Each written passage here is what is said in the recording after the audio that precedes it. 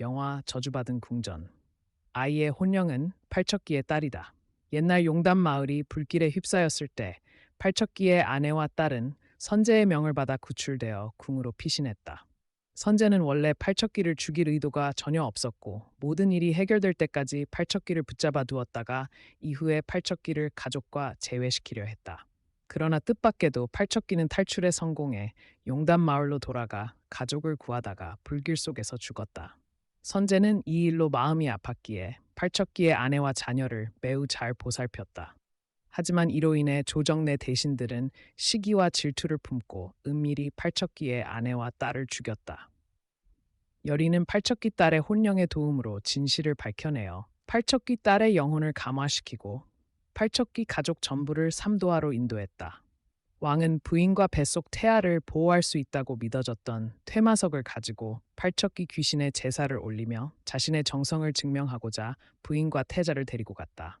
그러나 퇴마석은 이미 풍산과 그 추종자들의 계략으로 인해 효력이 상실된 상태였다. 부인과 태자가 팔척기 귀신에게 살해당한 것을 목격한 왕은 극심한 슬픔과 절망에 빠졌다.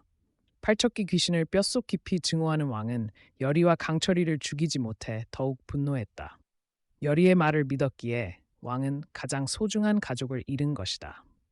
이때 왕은 더 이상 퇴마석의 보호를 받지 못했기에 팔척기 귀신은 주저없이 왕 앞에 나타나 말했다.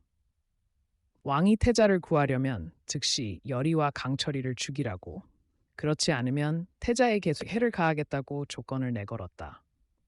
아들을 구하기 위해 왕은 어쩔 수 없이 팔척기 귀신의 요구에 따를 수밖에 없었다. 황제의 추격을 받게 된 여리와 강철이는 물러설 길이 없었다. 여리는 강철이와 함께 팔척기를 반드시 없애기로 결심했다. 비록 이번 싸움에서 할머니처럼 고통스러운 결말을 맞을 수도 있다는 것을 알았지만 달리 방법이 없었다. 팔척기를 찾기 전에 살아남기 위해 강철이는 여리를 데리고 도망쳤다. 위급한 순간 여리는 자신에게 신발을 선물 받았던 소녀의 영혼에게 구조되었다. 그 소녀는 여리에게 감사의 뜻으로 자신을 도와 어머니를 다시 찾도록 해준 보답으로 자신의 집으로 데려갔다. 여리는 잠시 안전한 곳에 머물며 그곳에서 팔척귀의 신분에 관한 놀라운 진실을 발견했다. 강철이는 여리가 소녀의 영혼과 친한 것을 보고 놀라며 말했다. 여리야, 이 아이는 누구야? 여리는 설명했다. 왕비의 궁전에 갔을 때 우연히 만난 아이야. 덕분에 풍산에 대해 알게 됐어. 강철이는 영혼을 힐끔 보며 말했다. 여기 꽤 오래 있었나 보네. 내 몸은 겨우 8살이지만 80은 넘었겠지? 소녀는 소리쳤다. 맞아, 맞아. 나이로 따지면 너희 둘이 나를 할머니라고 불러야 해. 여리는 소녀의 머리를 톡톡 치며 말했다. 얘야, 어머니를 다시 만났니? 어머니는 여기 없니? 소녀는 미소 지으며 말했다. 덕분에 어머니를 다시 만났어. 어머니는 잠시 나갔다 왔어. 어머니가 돌아왔어. 소녀는 재빨리 달려가 어머니를 껴안으며 손가락으로 여리를 가리켰다. 어머니, 바로 이분이 저에게 신발을 선물해 주셔서 어머니를 다시 만날 수 있었어요. 소녀의 어머니는 여리를 보고 평범한 사람이 아님을 직감했다. 그녀는 달려와 물었다. 당신들은 무엇을 원하나요? 남편과 내가 만나는 것을 막더니 또 무엇을 바라나요? 여리는 찡그리며 말했다. 무슨 말씀을 하시는 거죠? 이해할 수 없어요. 남편이 누구신데요? 그녀는 고통스레 울음을 터뜨리며 말했다.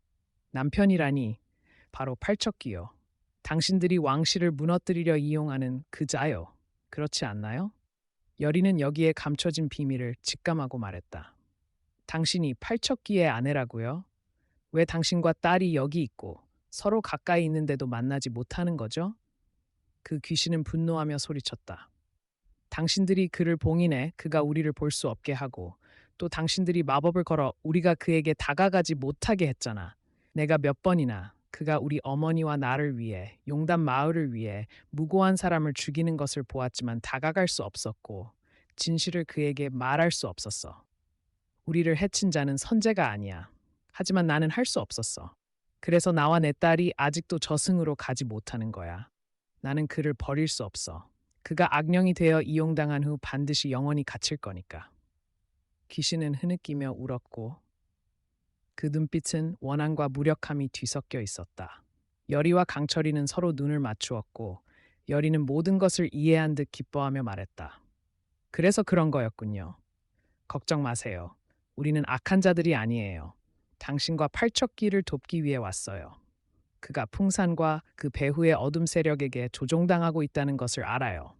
저는 그가 저승으로 갈 수 있도록 도우려 했지만 그의 원한이 너무 커서 또 어떤 이유로인지 떠나고 싶어 하지 않는 것 같아요. 이제야 알겠어요. 그가 왕비와 태자를 노린 것은 반드시 두 사람에게 복수하고 세상에 남아 두 사람을 찾기 위해서였던 거예요. 긴 머리의 귀신은 무릎을 꿇고 여리에게 빌었다. 당신이 말한 것이 맞다면 제발 도와주세요.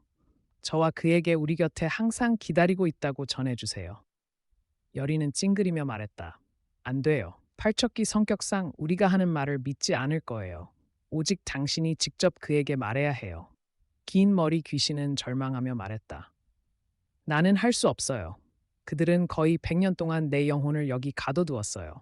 나는 어디도 갈 수 없어요. 소녀의 영혼은 기뻐하며 외쳤다. 나를 보내주세요, 어머니. 내가 아버지를 만나 모든 것을 알려줄게요. 여리 누나, 도와주세요. 여리는 기뻐하며 희망의 빛을 띤 눈으로 강철이를 바라보았다. 여리가 선물한 신발 덕분에 소녀의 영혼은 어디든 쉽게 이동할 수 있었다. 여리와 강철이는 목숨을 걸고 팔척귀의 신전으로 들어갔다. 그곳은 불기운이 매우 강해 여리와 강철이가 불리한 상황에 처하게 되었지만 여리는 과감히 발걸음을 내디뎠다. 신전에 들어서자마자 팔척귀가 풍산의 몸에 들어가 여리에게 치명타를 가했다. 강철이는 재빨리 여리를 막아냈다. 귀신은 비웃으며 말했다. 나는 너희를 쫓고 있었는데 뜻밖에도 너희가 스스로 목숨을 바치러 왔구나. 그러니 먼저 너희부터 죽이고 그 다음에는 그 무례한 왕을 죽이겠다. 팔척기는 여리와 강철이를 가장 빠르게 없애려 결정적인 공격을 퍼부었다. 바로 그때 소녀의 영혼이 나타나 막으며 외쳤다. 아버지 멈추세요. 누님을 죽이지 마세요. 팔척기는 뒤돌아 딸의 영혼을 보고 감동하여 눈물을 흘렸다. 딸아 정말 네가 맞느냐? 소녀는 고개를 끄덕이며 말했다. 네, 저예요. 아버지. 아버지는 그들을 오해하셨어요. 우리 어머니와 저를 죽인 자들은 선제가 아니라 아버지를 이용하는 무례한들이에요. 팔척기는 놀라 말했다. 내가 뭐라고? 그때 대체 무슨 일이 있었던 거냐? 소녀는 울먹이며 말했다. 그때 어머니와 저는 잠을 자고 있었는데 누군가 침입해 어머니와 제 입을 막으며 말했어요. 용담 마을에 큰 재앙이 닥칠 것이니 우리를 안전한 곳으로 데려가고 그 후에 아버지가 우리를 찾으러 올 것이라고요. 하지만 아버지는 오지 않았어요. 얼마 후 어머니와 저는 아버지가 그 불길 속에서 타 죽었다는 소식을 들었어요. 선제가 어머니와 저를 찾아와 용서를 빌었고 일이 이렇게 될 줄 몰랐으며 아버지를 해치려던 의도는 없었다고 했어요. 이제부터 아버지를 대신해 어머니와 저를 돌보겠다고 했어요. 그러나 모든 일이 해결되기 전 악한 자들이 어머니와 저를 갈라놓고 결국 죽였어요. 덕분에 저는 어머니와 아버지를 다시 찾지 못했어요. 다행히 누님 덕분에 어머니를 찾았어요. 아버지, 멈추세요. 제가 아버지를 어머니에게 데려다 드릴게요. 부탁드려요, 아버지. 과연 팔척기는 깨어나 풍산과 그 배후 세력의 지배에서 벗어날 수 있을까? 여리는 어떻게 팔척기를 해방시킬까? 저희는 다음 영상에서 그 이야기를 여러분께 공개하겠습니다. 안녕히 계세요. 다음에 또 만나요.